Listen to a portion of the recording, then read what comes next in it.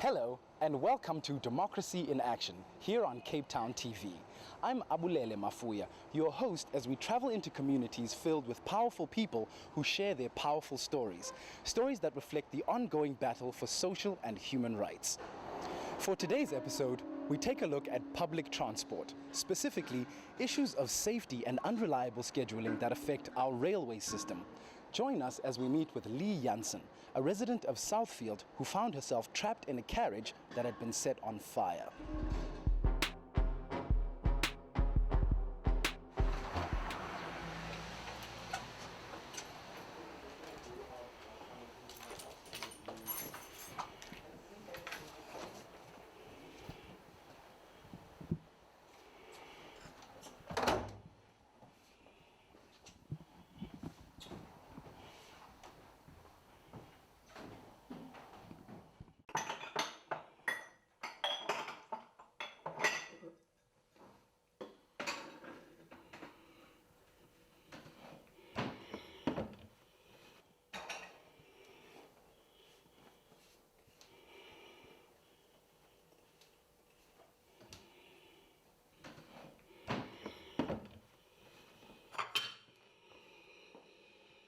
I'm Leigh Jansen, and I'm from Southfield, but I grew up in Athlone. I'm loud. There's always a little buzz when I'm around, but he's always say, "Oh, it was so quiet without you there." And I started looking at maybe a situation, whether it's a baby shower or a small child's birthday party coming in, then someone's like, "Oh, everybody's like so quiet and droop." I'll start cracking jokes. Who needs this? Who needs that? Trying to get people to communicate with each other instead of sitting there all like, I don't want to get to know you. We've all come here. It's 3 or 4 hours we're going to be there. Let's have fun. Work is in the city, in town. I'd either take the train from Southfield Station, because I'm opposite. I live basically close to the Southfield Station, or I would drive to Plumstead Station, park the car there, depending on which line is running more effectively.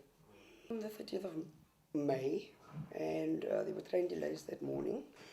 So after I dropped my kid at school, I came back home, and I could hear the intercom at the station from my flat balcony. Not what they're saying, but I know that's the only time there'd be a notice is if there's something affecting the time of the trains.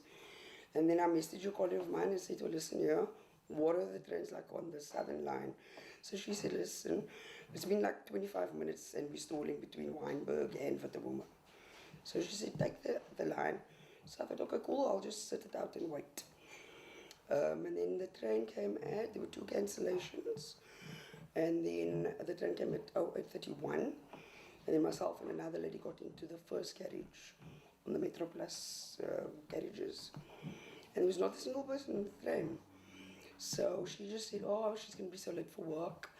And I was like, well, at least we've got a choice where we can sit, because there's no other people.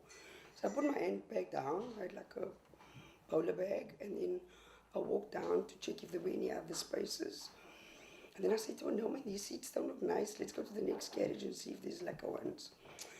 So as I turned to get my bag, I noticed that there was like a fire in the corner of the train, just next to where the driver is. And then I said to her, "You see, there's a fire in the train here." This woman went completely like lost the marbles, like, "Oh Jesus Lord, what are we going to do?" So I said, "Okay, let's go through to the interleading door." And as we went to it, it was locked. And the train had already left the station by then, and we were maybe halfway from Southfield to Ottery. And within like another 20-30 seconds, the whole carriage was like full of smoke. The heat was intense. I said to her, "Open up the windows, just shout if you can," because we couldn't go back to the doors to press that emergency button, because by then the heat was like so intense. And we were shouting out the windows like, stop the train," and banging on the windows. And the next thing, I just couldn't see anything at all. I took my coat and I put it over my head because I could feel the heat. And I put my hand in my pocket to get my cell phone out so I could put the flashlight on to see where we were at, but I couldn't slide it open because my hands were too clammy. And by then I was just screaming like, "Listen, I'm not ready to die today. I'm not going to go like this," like with serious attitude. And at that time, I didn't hear this lady at all. And then I took in like a huge breath of air, and it was just that hot black smoke. I could feel it actually going into my nose, down here into my lungs. It was so warm, and it was making me so dizzy.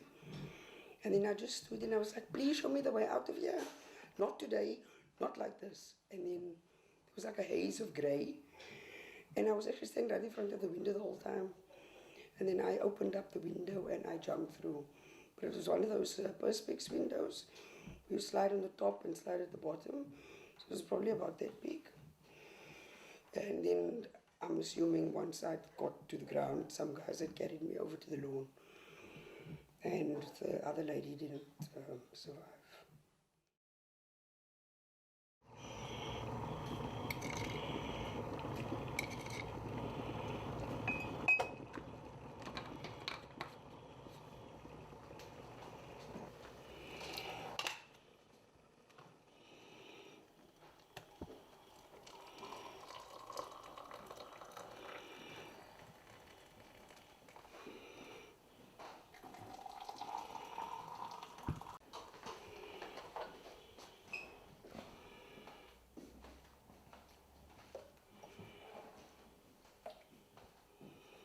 I sat down on the curb and I was sitting with my head down like this, and I remember these feet in flip-flops with black toenail polish.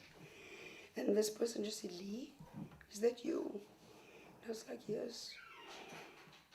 Must I do anything? Can I phone anybody? I said, yes, please phone my mom. But I don't think she had my mom's number. I said, and also phone Leigh, who is my ex-husband. So she'd then, I think, contacted him, my ex-husband, and he was with my brother at the time.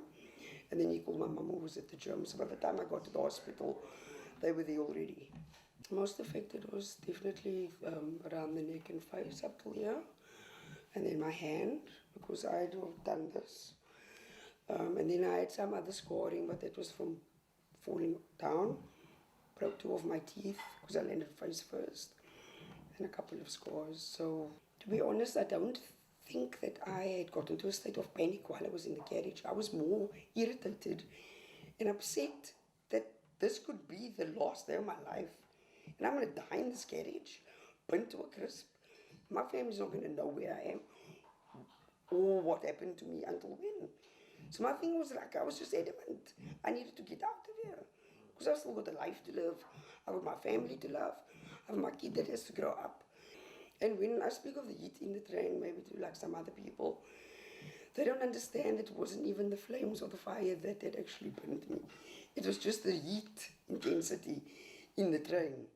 So I kept thinking, how do they depict this so wrong in movies? When people are trapped like in a burning room or something, because that is not the experience at all. Coming out of hospital, which I was there for a month, and then I went for my first checkup to the surgeon who'd done the skin grafting. And I said to him, you know what, I'm really struggling to breathe still. So he said, no, usually after the first week it will ease up and it'll be fine. And then an aunt of mine, she knows this lady that's an ENT. She explained to her how I was breathing, but it was like, I say a few words. So I was overcompensating for the amount of oxygen I need per breath because my windpipe had actually shrunk. So for them to see whatever damage there is, I had to go into theatre and they had to put me out. And they put a little camera down my throat to check what's going on. So I had still been wounded from the day of the fire, burnt all the way down my windpipe, my throat and windpipe, which was still raw. And because I wasn't getting enough oxygen for those 3 months, it wasn't healing. Traveling on the trains it's actually like taking so many lives of innocent people. I'm assuming that this is my opportunity to speak for everybody else who has lost or has had an injury or done wrong to them by no sympathy or empathy from Prasa or Metro Rail. And to see that these lines can actually be made safe. That was Leigh Jansen. We'll return to her story after this.